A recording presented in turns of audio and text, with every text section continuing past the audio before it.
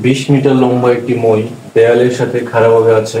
মইটির গোড়া দেওয়াল থেকে কত দূরে সরালে উপরের প্রান্ত 4 মিটার নিচে নামবে?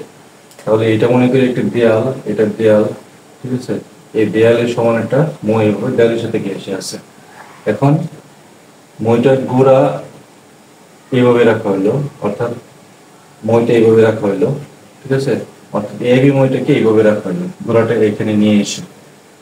তাহলে কতটুকু দূরে সরালে এই 4 মিটার নিচে নামবে উপরের প্রান্ত, ঠিক আছে। আচ্ছা, তাহলে মনে করি বি থেকে ডি বিন্দুতে নাম নিয়ে আসলে উপরের প্রান্ত এ থেকে সি অর্থাৎ 4 মিটার নিচে নামবে, ঠিক আছে।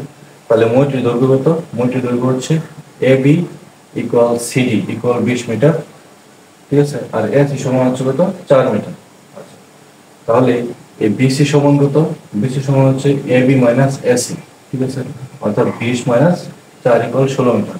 তাহলে পিথাগোরাসের উপপাদ্য অনুসারে BC square plus BD square equal কত? সিডি স্কয়ার, ঠিক আছে। তাহলে এগুলো বিডি স্কয়ার স্কয়ার একটা 44, তাহলে বিডি সমান হচ্ছে 12। তাহলে মইটির গোড়া দেওয়াল থেকে 12 মিটার দূরে সরালে উপরের প্রান্ত 4 মিটার নিচে নামবে।